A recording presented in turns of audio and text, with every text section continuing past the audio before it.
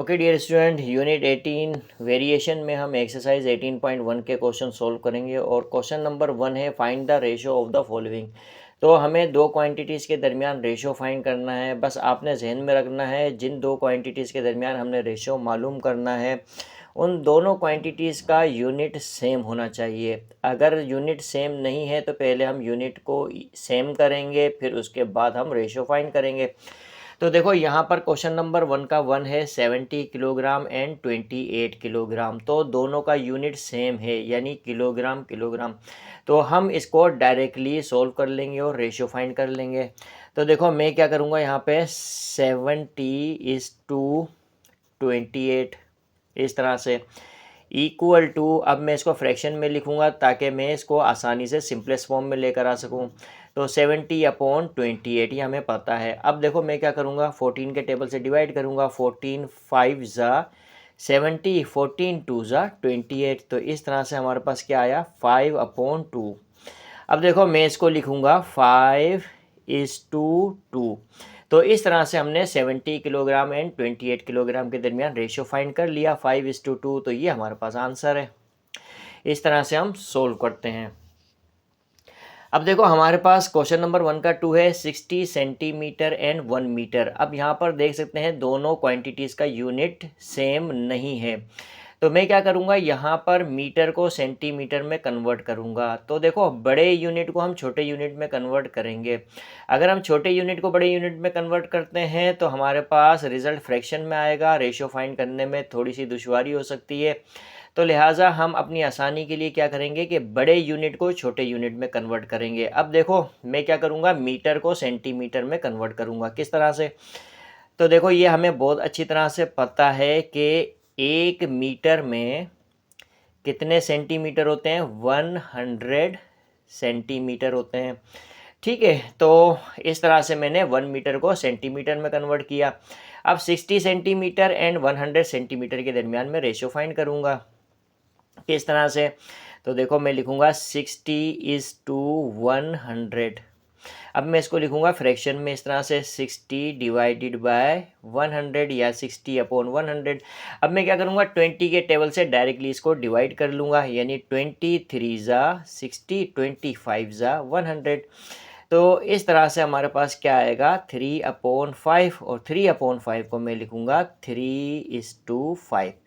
तो ये हमारे पास जो है कि वो रेशियो है 60 सेंटीमीटर एंड 1 मीटर का। तो ये हमारे पास क्या है, आंसर है। इस तरह से हम क्वेश्चन को सॉल्व करते हैं।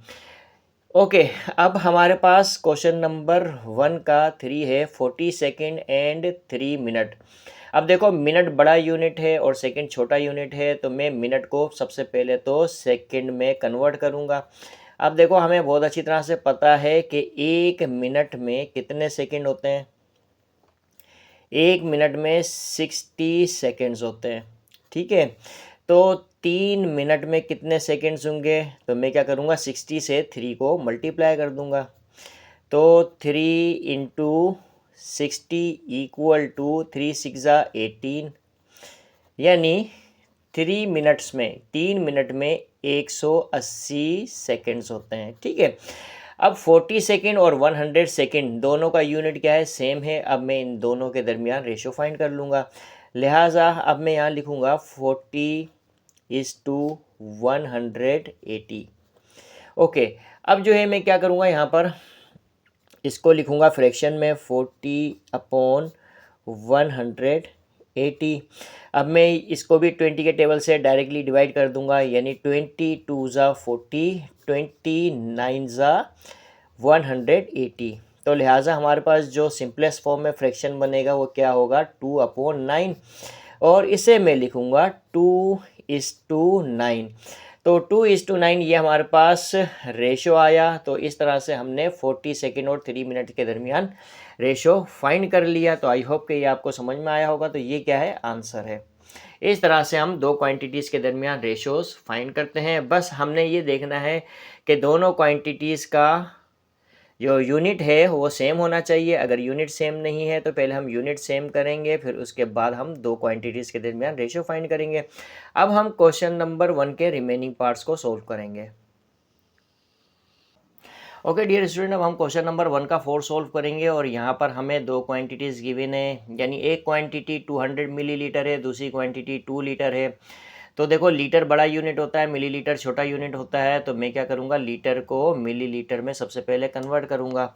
तो देखो मैं यहाँ पे क्या करूँगा, सॉल्यूशन लिखा। अब हम जानते हैं बहुत अच्छी तरह से, क्या जानते हैं हम, कि 1 लीटर में कितने मिलीलीटर होते हैं। 1 लीटर में यानी 1 लीटर में 1000 मिलीलीटर होते हैं। तो 2 लीटर में कितने मिलीलीटर होंगे, 2 लीटर में 2 इंटू 1000 यानी 2000 मिलीलीटर होंगे।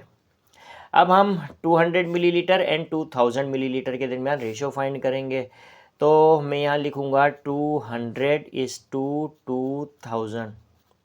अब मैं इसको फ्रैक्शन में लिखूँगा ताकि मैं इसको सिंपलेस्ट फॉर्म में ला सकूँ। तो 200 डिवाइडेड बाई क्या होगा, 2000 होगा। अब 200 वन ज़ा 200, 200 वन ज़ा 200 एंड ये 0 आ जाएगा। तो इस तरह से हमारे पास क्या होगा, 1/10 हो जाएगा। अब मैं इसको लिखूँगा 1:10। तो इस तरह से हमने इन दोनों क्वांटिटीज़ के दरमियान रेशो फाइंड कर लिया 1:10। तो ये हमारे पास क्या है, आंसर है। इस तरह से हम सोल्व करते हैं। ओके, अब जो है हम क्या करेंगे, क्वेश्चन नंबर 1 का 5 सोल्व करेंगे और क्वेश्चन नंबर 1 का 5 है 135 डिग्री एंड 180 डिग्री। अब देखो दोनों के यूनिट सेम है, यानी दोनों जो एंगल हैं वो डिग्रीज में हमें गिवन है। तो लिहाजा हम इसको डायरेक्टली सोल्व कर लेंगे। तो मैं क्या करूँगा, 135 इज़ टू 180। अब देखो डिग्रीज़ हमने यहाँ पर नहीं लिखना क्योंकि हम यूनिट नहीं लिखेंगे, ठीक है। जब हम कैलकुलेशन करेंगे तो उस वक्त यूनिट नहीं लिखेंगे। ओके, अब जो है कि मैं क्या करूँगा, इसको लिखूँगा फ्रैक्शन में, यानी 135/180। अब मैं क्या करूँगा, 15 के टेबल से इसको डिवाइड करूँगा। 15 9 ज़ा 135, 15 1 ज़ा 15 होगा, 18 माइनस 15 3 बचेगा, 3 इसको देंगे 0 आएगा, 15 2 ज़ा 30 हो जाएगा, ठीक है। तो अब हमारे पास क्या आया, 9/12 इस तरह से। अब मैं क्या करूँगा, इसको 3 के टेबल से डिवाइड करूँगा। 3 3 ज़ा 9 एंड 3 4 ज़ा 12। तो लिहाजा हमारे पास क्या फ्रैक्शन बनेगा, 3/4। अब इससे ज़्यादा हम इसको रिड्यूस नहीं कर सकते, तो लिहाजा हमारे पास जो रेशियो बनेगा वो क्या होगा, 3:4। तो इस तरह से हमने 135 डिग्री एंड 180 डिग्री के दरमियान रेशो फाइंड कर लिया। तो आई होप कि ये आपको समझ में आया होगा। तो ये हमारे पास क्या है, आंसर है। अब हम क्वेश्चन नंबर 1 का 6 सॉल्व करेंगे और यहाँ पर हमारे पास जो क्वांटिटीज़ गिवन है वो किलोग्राम में गिवन है, यानी 3.5 किलोग्राम एंड 5 किलोग्राम एंड 200 ग्राम। अब देखो ये जो हमारे पास दूसरी क्वांटिटी है, ये दूसरी क्वांटिटी किलोग्राम भी है और 200 ग्राम भी है, ठीक है। तो मैं क्या करूँगा, इन दोनों किलोग्राम को सबसे पहले तो ग्राम में कन्वर्ट करूँगा। तो मैं यहाँ पे लिखूँगा सेंस। अब देखो हमें अच्छी तरह से पता है कि 1 किलोग्राम में कितने ग्राम होते हैं, 1000 ग्राम होते हैं। इसी तरह से 3.5 किलोग्राम में 3.5 किलोग्राम में कितने ग्राम होंगे। तो मैं क्या करूँगा, 3.5 को मल्टीप्लाई कर दूँगा 1000 से।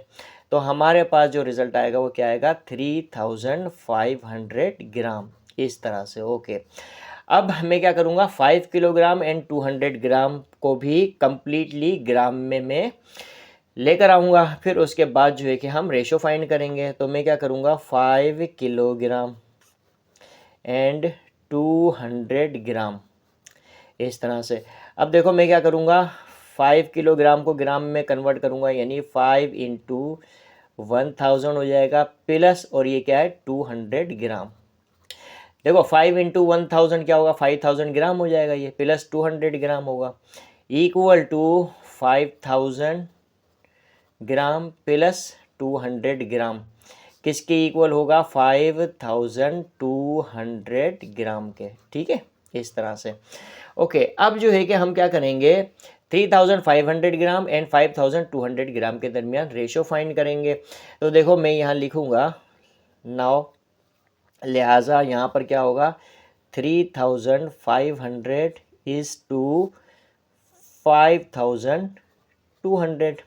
दोनों का यूनिट सेम है, लिहाजा हम आसानी से रेशो फाइंड कर सकते हैं। तो अब मैं क्या करूँगा, लिखूँगा 3500 अपॉन 5200। 2 कैंसल आउट हो जाएंगे, तो हमारे पास क्या होगा 35 अपॉन 52, और इसको हम लिखेंगे इस तरह से 35:52। तो इस तरह से हमने इन दोनों क्वांटिटीज़ के दरमियान रेशो फाइंड कर लिया। तो ये आपको समझ में आया होगा। अब हम जो है एक्सरसाइज 18.1 के रिमेनिंग क्वेश्चन सोल्व करेंगे। एक्सरसाइज 18.1 का क्वेश्चन नंबर 2 सोल्व करेंगे। In a factory there are 120 workers in which 45 are women and remaining are man, find the ratio. तो देखो, एक फैक्ट्री में 120 वर्कर हैं जिनमें से 45 वुमेन हैं और बाकी मैन हैं। तो रेशो मालूम करना है हमने। तो नंबर 1 पर मैन टू वुमेन रेशो मालूम करना है, नंबर 2 पर वुमेन टू मैन रेशो मालूम करना है, नंबर 3 पर वुमेन टू टोटल वर्कर, और नंबर 4 पर man to total worker ratio मालूम करना है। तो देखो, 120 टोटल वर्कर हैं जिनमें से 45 वुमेन हैं, तो मैन की तादाद कितनी होगी? तो हम 120 में से माइनस कर देंगे 45 को। तो हमारे पास जो मैन की तादाद आएगी वो कितनी होगी? 75 होगी। तो 75 मैन फैक्ट्री में काम करते हैं। ओके, टोटल तादाद वर्कर्स की 120 है, 45 वुमेन है, 75 मैन है। तो हमने नंबर 1 पर रेशियो फाइंड करना है man to women.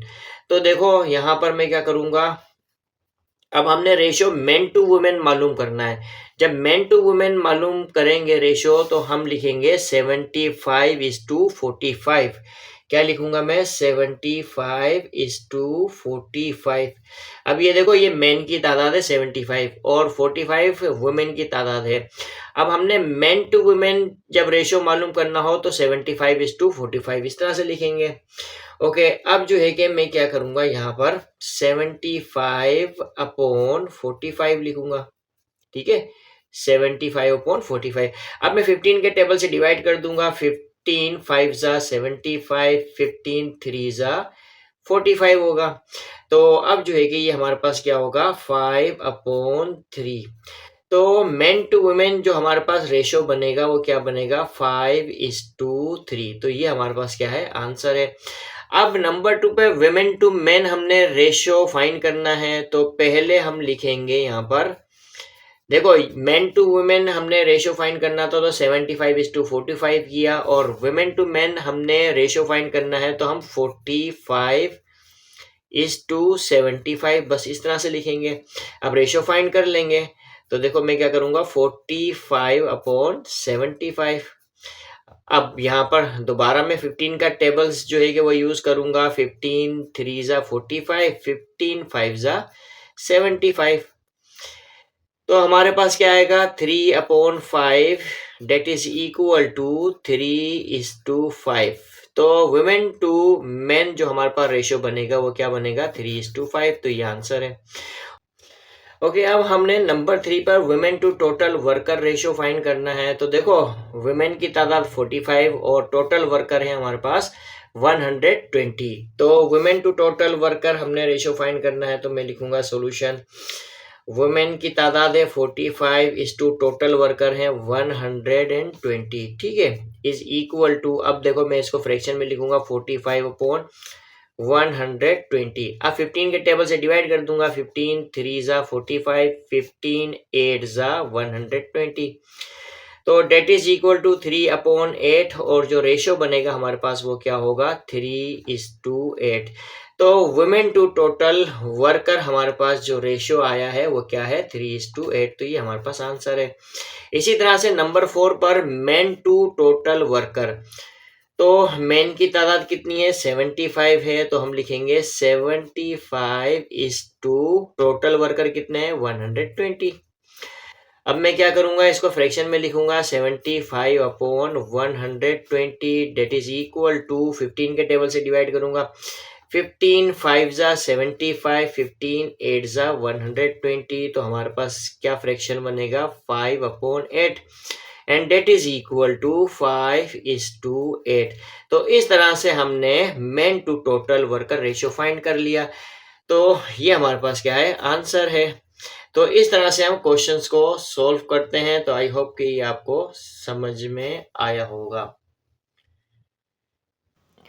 Okay dear student, अब हम क्वेश्चन नंबर 3 सॉल्व करेंगे। If 5 into 4x minus 2y is equal to 3x minus 4y, find x is to y. तो हमने इसको मालूम करना है, यानी x इज टू वाई हमने फाइंड करना है। जबकि हमें क्या गिवन है, हमें गिवन है, मैं लिखूंगा यहाँ पर क्या गिवन है, 5 इंटू 4x माइनस 2y किसके इक्वल गिवन है, 3x माइनस 4y। अब देखो इस इक्वेशन को मैं सोल्व करूंगा और x इज टू वाई मालूम करूंगा किस तरह से।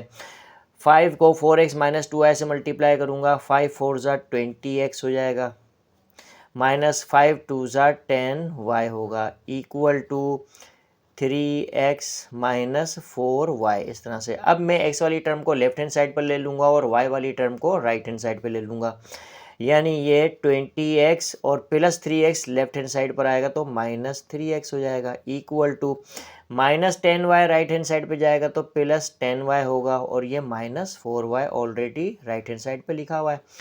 अब देखो 20x माइनस 3x क्या होगा, 17x होगा, equal to 10y minus 4y क्या होगा, 6y होगा। अब देखो y 6 से मल्टीप्लाई हो रहा है, लेफ्ट हैंड साइड पर आएगा तो 17x अपॉन y हो जाएगा। इसी तरह से 17x से मल्टीप्लाई हो रहा है, यहाँ जाएगा तो 6 के नीचे आएगा। ओके, अब क्या करेंगे हम इसको x अपॉन वाई लिखेंगे, इक्वल टू, और ये क्या होगा, 6 अपॉन 17 होगा। इस तरह से अब देखो ये x अपॉन वाई को हम लिख सकते हैं x is to y, equal to 6 upon 17 को हम लिख सकते हैं 6 इज टू 17। तो बस हमें यही फाइंड करना था, x इज टू वाई की वैल्यू फाइंड करनी थी, जो हमने फाइंड कर ली। यानी x इज टू वाई किसके इक्वल है, 6 इज टू 17 के। ये हमारे पास आंसर है। इस तरह से हम सॉल्व करते हैं क्वेश्चन को। अब हम एक्सरसाइज 18.1 का क्वेश्चन नंबर 4 सॉल्व करेंगे। Find the value of a। हमें a की वैल्यू फाइंड करनी है if ratios 3a plus 4 is to 2a plus 5 and 4 is to 3 are equal. यानी एक ये रेशो है हमारे पास और एक ये रेशो है, ये दोनों रेशोज हमें क्या गिवन है, इक्वल गिवन है, और हमने a की वैल्यू फाइंड करनी है। किस तरह से फाइंड करेंगे, तो देखो मैं यहाँ पे लिखूँगा सॉल्यूशन। अब देखो ये दोनों रेशोज एक दूसरे के क्या है, इक्वल हैं। तो मैं यहाँ पे लिखूँगा गिवन, क्या गिवन है हमें कि ये 3a plus 4 is to 2a plus 5 किसके इक्वल गिवन है, 4 इज टू 3 के। ठीक है, अब मैं इसको इस तरह से लिखूँगा 3a plus 4 upon 2a plus 5 equal to, अब इसको लिख सकता हूँ मैं 4 अपॉन 3, इस तरह से लिखूँगा। अब मैं क्या करूँगा, क्रॉस मल्टीप्लाई कराऊँगा, यानी कि 3 से मल्टीप्लाई कराऊँगा 3a प्लस 4 को। इसी तरह से 4 से मैं मल्टीप्लाई करूँगा 2a प्लस 5 को, इस तरह से। ओके, अब 3 को अंदर मल्टीप्लाई करा दूंगा, 3 3 ज़ा 9a हो जाएगा, प्लस 3 4 ज़ा 12 होगा, इक्वल टू 4 2 ज़ा 8a हो जाएगा, प्लस इंटू प्लस प्लस होगा, 4 5 ज़ा 20 हो जाएगा। अब देखो मैं a वाली टर्म को लेफ्ट हैंड साइड पे ले लूँगा, यानी ये 9a लिखा हुआ है और plus 8a left hand side पर आएगा तो माइनस 8a हो जाएगा, equal to 20 plus 12 right hand side पे जाएगा तो माइनस 12 हो जाएगा। 9a माइनस 8a क्या होगा, हमारे पास a होगा। ठीक है, 20 माइनस 12 क्या होगा, 8 होगा। तो इस तरह से हमने a की वैल्यू मालूम कर ली। तो ये हमारे पास क्या है, आंसर है। इस तरह से हम क्वेश्चन को सॉल्व करते हैं। अब हम एक्सरसाइज 18.1 का क्वेश्चन नंबर 5 सॉल्व करेंगे। ओके डियर स्टूडेंट, अब हम एक्सरसाइज 18.1 का क्वेश्चन नंबर 5 सॉल्व करेंगे, और यहाँ पर हमें क्वेश्चन गिवन है what number must be added to antecedent and consequent of the ratio 5:27 to make it equal to 1:3। तो देखो यहाँ पर एंटीसीडेंट एंड कॉन्सिक्वेंट में हम कौन सा नंबर ऐड करें कि हमारे पास जो रेशो है 1:3 के इक्वल हो जाए। अब देखो हमें बहुत अच्छी तरह से पता है कि अगर हमारे पास A:B है तो इस रेशो में दो टर्म है। ये जो पहली टर्म है इसको हम क्या कहते हैं, एंटीसीडेंट, और ये जो दूसरी टर्म है इसको हम क्या कहते हैं, कॉन्सिक्वेंट। तो लिहाजा यहाँ पर हमारे पास ये जो रेशियो है 5:27, इसमें 5 एंटीसीडेंट है और 27 कॉन्सिक्वेंट है। अब हमसे क्वेश्चन में ये पूछा जा रहा है कि एंटीसीडेंट और कॉन्सिक्वेंट में मैं कौन सा नंबर ऐड करूं कि मेरे पास जो रेशियो बने वो रेशियो किसकी इक्वल हो, 1:3 के। तो देखो मैं क्या करूँगा, यहाँ पर लिखूँगा let x be the number. मैं क्या लिखूँगा, let x be the number. ठीक है, इस तरह से। अब इस x को मैं एंटीसीडेंट में भी ऐड करूँगा और कॉन्सिक्वेंट में भी ऐड करूँगा, यानी कि 5 में भी इस x को ऐड करूँगा, इस 2, और 27 में भी इसी नंबर यानी x को मैं क्या करूँगा, ऐड करूँगा। ठीक है, तो मेरे पास अब ये जो रेशियो है ये किसकी इक्वल होगा, 1:3 के। तो अब देखो मैं क्या करूँगा, यहाँ पर 5 + x/27 + x को मैं लिखूँगा 5 + x/27 + x, इस तरह से इक्वल टू 1:3 को 1/3 लिखूँगा। अब मैं जस्ट क्रॉस मल्टीप्लाई करूँगा और x की वैल्यू फाइंड करूँगा, यानी 3 को 5 + x से मल्टीप्लाई करूँगा, 3 × 5 + x हो जाएगा इक्वल टू, और 27 + x को मैं 1 से मल्टीप्लाई करूँगा तो 27 + x ही रहेगा। इस तरह से अब 3 5 जा क्या होगा, 15 होगा, 3 को x से मल्टीप्लाई करेंगे तो 3x होगा इक्वल टू, और ये क्या होगा, 27 + x। अब मैं x वाली टर्म को लेफ्ट हैंड साइड पर अरेंज करूँगा, यानी कि 3x already left hand side पर है, plus x left hand side पर लाऊंगा तो क्या होगा, ये -x हो जाएगा इक्वल टू 27। अब 15 राइट हैंड साइड पर जाएगा तो क्या होगा, -15 होगा। अब 3x - x क्या होगा, 2x होगा इक्वल टू, अब 27 - 15 क्या होगा, हमारे पास 12 होगा, यानी 7 - 5 2 होगा, 2 - 1 1 होगा। अब 2x से मल्टीप्लाई हो रहा है, राइट हैंड साइड पर जाकर 12 को डिवाइड करेगा तो मुझे x की वैल्यू चाहिए, तो 12/2 हो जाएगा। अब मैं क्या करूँगा, 12 को 2 से डिवाइड करूँगा, 2 1 ज़ा 2, 2 6 ज़ा 12। तो इस तरह से हमारे पास x की वैल्यू क्या आई, 6 आई। तो ये हमारे पास आंसर है। इस तरह से हम क्वेश्चन को सॉल्व करते हैं। तो आई होप कि ये आपको समझ में आया होगा। अब हम क्वेश्चन नंबर 6 सॉल्व करेंगे। If a:b = 5:8, find the value of 3a + 4b = 5a + 7b। तो हमने इसकी वैल्यू फाइंड करनी है जबकि हमें a:b = 5:8 गिवन है। तो हम यहाँ पर लिखेंगे, सॉल्यूशन लिखा मैंने। अब हमें क्या गिवन है, हमें गिवन है, क्या गिवन है, हमें a:b = 5:8 के, ये हमें गिवन है। या हम इसको लिखेंगे a/b। a:b को मैं लिखूँगा a/b, किसके इक्वल गिवन है, 5/8 के।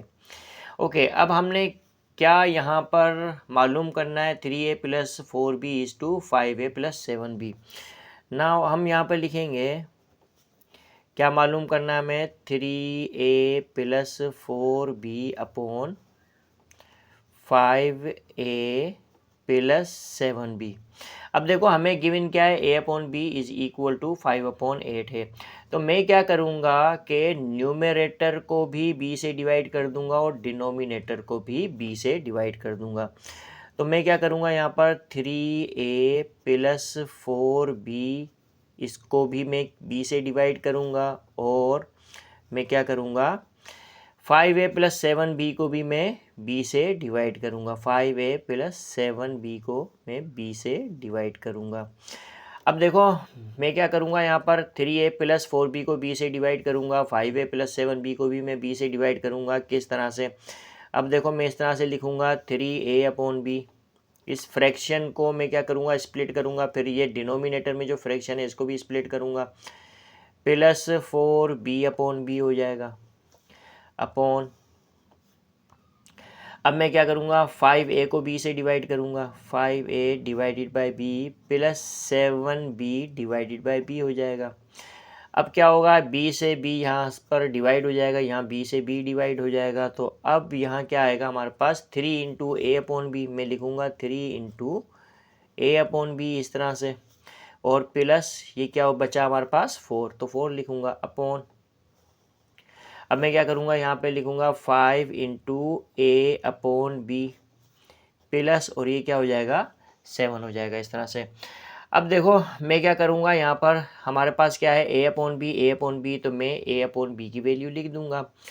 तो मैं यहाँ लिखूँगा 3 इंटू ए अपॉन बी की जगह मैं 5/8 लिखूँगा प्लस, और ये क्या हो जाएगा हमारे पास 4 हो जाएगा अपॉन, और 5 इंटू ए अपॉन बी, 5 इंटू ए अपॉन बी की जगह मैं क्या लिखूँगा 5/8 प्लस, और ये क्या होगा 7 होगा इस तरह से। ओके, अब जो है मैं क्या करूँगा जस्ट मल्टीप्लाई करूँगा 3 को 5/8 से, तो क्या होगा हमारे पास 3 5 ज़ा 15 अपॉन 8 हो जाएगा प्लस 4 होगा अपॉन, और 5 5 ज़ा 25/8 हो जाएगा प्लस 7 हो जाएगा। अब मैं क्या करूँगा ये जो ऊपर न्यूमरेटर है इसमें मैं एलसीएम ले लूँगा, तो क्या करूँगा 4 के नीचे 1 होता है, 8 और 1 का एलसीएम लूँगा तो क्या आएगा हमारे पास 8 आएगा इस तरह से। अब देखो 8 1 ज़ा 8, 1 15 ज़ा क्या होगा 15 होगा प्लस 1 8 ज़ा 8, 8 4 ज़ा क्या होगा 32 होगा इस तरह से। ओके अपॉन, अब मैं क्या करूँगा यहाँ 8 एलसीएम ले लूँगा, 8 आ जाएगा मेरे पास, 8 1 ज़ा 8, 1 25 ज़ा 25 होगा प्लस 1 8 ज़ा 8, 8 7 ज़ा क्या होगा 56 होगा इस तरह से। ठीक है, तो मैं यहाँ इक्वल टू की साइन लगाऊंगा। ओके, अब जो है कि मैं रिमेनिंग पार्ट को इस जगह पर सोल्व करूँगा। अब देखो 15 प्लस 32 क्या होगा 2 और 5 7, और 1 और 3 क्या होगा 4 होगा, तो ये 47 हो जाएगा, 47 अपॉन 8 हो जाएगा। देखो यहाँ पर क्या करूँगा 8 से 8 जो है कि वो क्या हो जाएगा डिवाइड हो जाएगा। अब 15 प्लस 32 क्या होगा 47 अपॉन, और 25 प्लस 56, 6 और 5 11 होगा, 11 और 11 का 1 यहाँ जाएगा, 3 और 5 क्या होगा 8 होगा, तो ये क्या हो जाएगा 81 हो जाएगा। तो 25 प्लस 56 क्या होगा 81 होगा। तो ये हमारे पास जो वैल्यू आई है ये किसकी है 3a plus 4b is to 5a plus 7b की। तो इस तरह से हमने 3a plus 4b is to 5a plus 7b की वैल्यू फाइंड कर ली। तो ये आपको समझ में आई होगी।